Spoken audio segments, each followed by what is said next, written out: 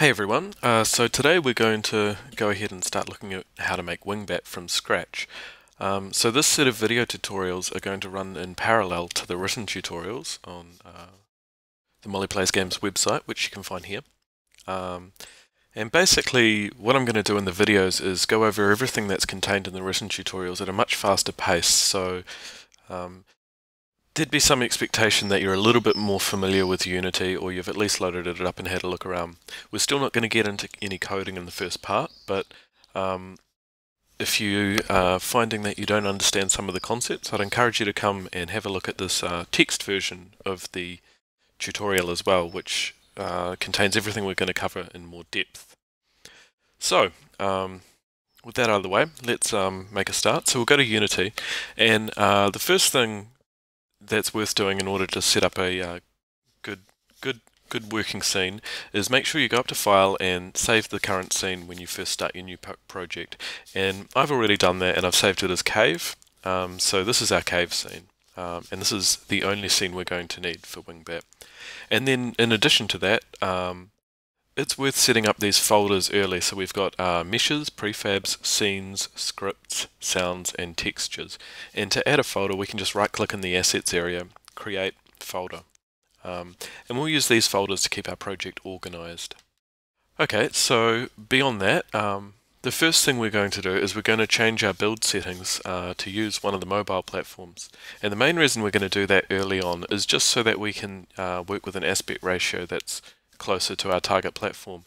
You'll see when we've got it set up as a PC Max and Linux standalone, the aspect ratios available for the game preview screen are ones that you'd see on a typical computer monitor. You can add your own ratios here, but for the sake of keeping things simple, we're just going to go up to build settings, and I'm going to use iOS. If you're on Windows, you'll have to use a different mobile platform, and with iOS selected I can press switch platform, and that's going to reconfigure Unity to use the iOS settings.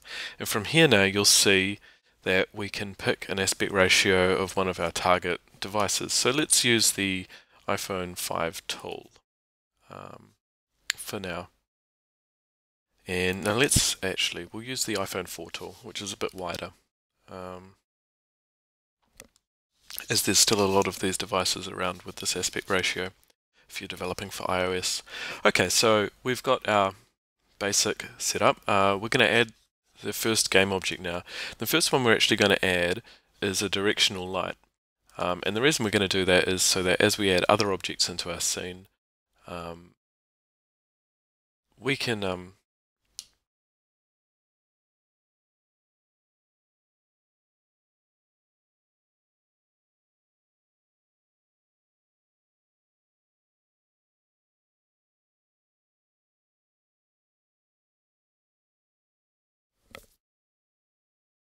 and the reason we're going to add the directional light first is as we add new objects into our scene, we'll be able to see them with a bit more detail and understand which way they're facing and their geometry a bit better. So with that directional light in the scene, we're just going to, at the moment, directional lights, they're best to imagine as sunlight, so the actual position of the directional light in your scene never matters. All that matters is the direction it's facing, and what a directional light does is it casts infinite rays in parallel in the direction it's facing. So we can put this anywhere in our scene. I typically like to put it somewhere above the scene, or above the main area. So I'm just going to put that at the origin point and then move it up 30 units on the y-axis above the origin, so that it's sort of sitting roughly where you might expect a sun to sit, just for the sake of clarity. And for the moment, we're just going to rotate this to 20, 0, 0. So you can see now, if we look side on, our directional light's going to be shining into the area that we're going to put our cave ultimately. Okay, with that done, what we're going to do is we're going to add our cave object. So to download the cave, you need to go to the tutorial page, and you'll see at at the point in the tutorial where we add the cave, you can download the cave package. I may put these in the YouTube links as well, just to make it easier. So once you've downloaded those packages, just navigate to the folder where you've downloaded them to, and we can just double click on our cave.unity package file. And that'll take us back to Unity with a prompt asking us what components of the package we want to import. In our case, we want to import both, and we can see here that one of them is a collada object for the cave, and one of them is a material. So we're just going to hit import. And if we now look at our meshes folder, we'll see that we have a cave mesh, and in our materials folder, we'll see that we have a material called cave wall. Now it's worth noting at the moment that the wall material doesn't have a texture on it. I can't distribute the textures with the file because they are from cgtextures.com, and while they're free, cgtextures.com asks that you don't redistribute them. So what I'll do in a later tutorial when we start texturing things is I'll provide a link to the texture files that you might want to use, or you can just make your own or use your own. But for now we're going to work with just a plain untextured cave. So what we're going to do is first we're going to now create a new empty object, and that's going to drop a new empty object into our hierarchy in our scene, and we're going to rename this object to cave with a capital C. We're then going to get our cave mesh, and we're going to drag it up to our empty object such that it's parented to the empty cave object. Now the reason we do this in Unity is later on when you might want to make some adjustments to the mesh or swap out the mesh entirely, or well, there's a variety of reasons, other reasons why you might want to do this as well. It makes sense to have an empty object as a parent object, and we put most of the logic in this parent object, and we keep all the details away, like sort of mesh details away and nested in child objects. It's really just for ease of use later on. Okay, so with our cave mesh parented to cave, we just ensure that it's at the cave's origin, which is 0, 0, 0, which is good. And now we're just going to move the cave to the origin of the scene by setting its position to 0, 0, 0. And you'll see it jump in your game view so that the camera can probably see part of the cave now. And we'll fix that later. That's the last thing we need to do for the cave, other than create a prefab of it. So in order to do that, drag the top level cave object and just drop it on the prefabs folder. And you'll now see that you have a prefab in here called cave, such that if you drag it out into your hierarchy, it creates an equal instance of the current cave structure we have. Okay, so the next thing we need to do is add our bat, and that follows a very similar procedure to the one we just did. Go to the folder where you've downloaded it, double click it, import it, and you'll see in the meshes folder now we have a bat mesh as well, and in the materials folder we now have a bat material. Obviously our current bat mesh doesn't look much like Wingbat, but for the sake of development, it's often better to have placeholders rather than try and finalize your art while you're working, because often stages in development will influence how you might want your art to look. So we're just going to use this placeholder for now. Following a similar process, we're going to select Create Empty. We're going to rename that empty to Bat with a capital B. And then we're going to drag our bat mesh to the bat. Now, what we're going to do is ensure our bat now is at the origin point. And you'll see this time, our bat mesh, when we dragged it on, it's not at the origin point of its parent. Now, this is important because what's happening here is when we look at a child object of a parent game object, this position is referring to its local position within the object. So this is an adjustment away from the parent object's transform position.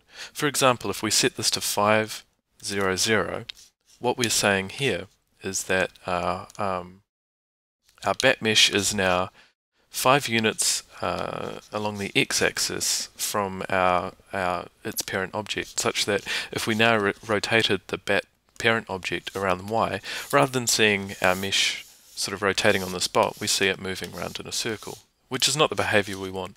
So it's very important when you're bringing child objects onto sort of parent empties, that you make sure that they're at the local origin of their parent, which is 0, 0, 0.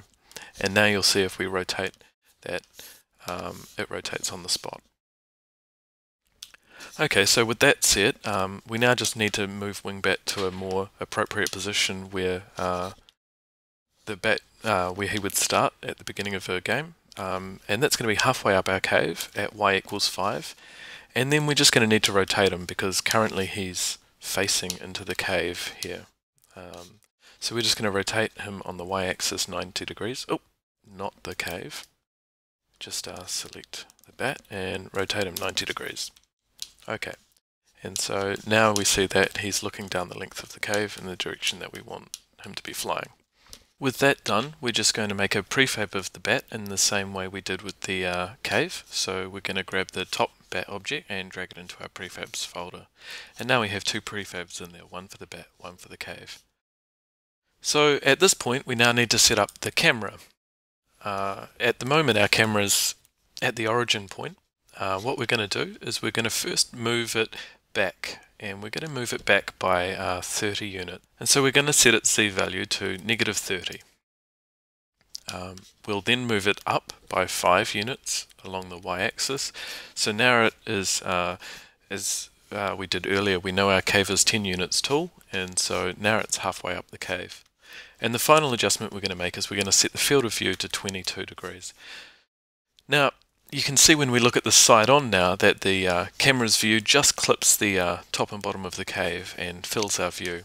The reason we're opting to have the camera this far back in a short field of view is that we're trying to de-emphasize the effective perspective when we play. So we still want to be able to see that it's three-dimensional, but you can see we just see the top and bottom of Wingbat when we move Wingbat to the extremes of the cave.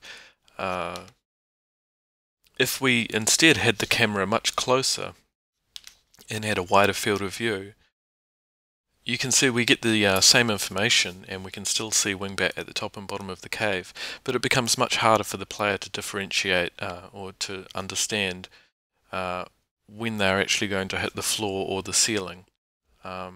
So you can move this to taste, but for the rest of for our purposes, we're going to use -30 and 22 degrees field of view. Okay, and we'll just put our bat back to the spot the bat belongs at now. Now, for the sake of finishing this tutorial, what we're going to do before we end is we're going to make the bat fall down to the ground and hit the ground. You'll see at the moment if we press play, nothing happens at all because our bat has no understanding of what it is. So the first thing we're going to do is we're going to add a rigid body to our bat, and a rigid body is a physics object which tells Unity to treat this object and any children belonging to the object as a physical object that has mass and is affected by gravity. So to do that, we're going to select our bat game object and we're going to press add component, and we can just start typing rigid body, and you'll see very quickly it narrows down our options to rigid body and rigid body 2D. The one we want is rigid body, which is basically the 3D rigid body component.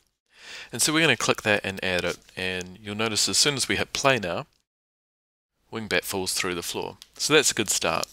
What we need to do now is we need to add some colliders to both the cave and Wingbat in order for them to collide. We're going to do this by adding a sphere collider to the top object of our bat mesh. And the reason we're going to use a sphere is because it's going to approximate the shape of our bat. So again, just getting ahead of myself there, we're going to press add component. You can start typing sphere, and you'll see very quickly sphere collider is the only component left to add. So we're going to add that, and you'll see it's already got a good size, and so we're just going to leave the sphere collider as it is. And for our cave mesh, it's slightly more complicated. What we're going to do first is we're going to add a game object. So we're going to go game object create empty. We're going to drag this onto our cave parent object, and now we're going to rename our game object to floor collider with a capital C. And then on our floor collider game object, we're going to add a box collider. So again, we can just start typing. Now, this time we're going to need to resize the box collider, And what we want to do is we want to have it roughly the same size as the floor area of the cave. So first we're going to set the X value to 30, which is the length of our cave. We're then going to set the Y value to 0.1 because it's only representing the floor space. And then we're going to set the Z value, or the depth, to 12.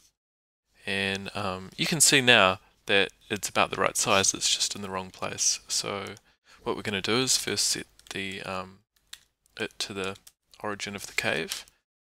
So it's 0, 0, 0.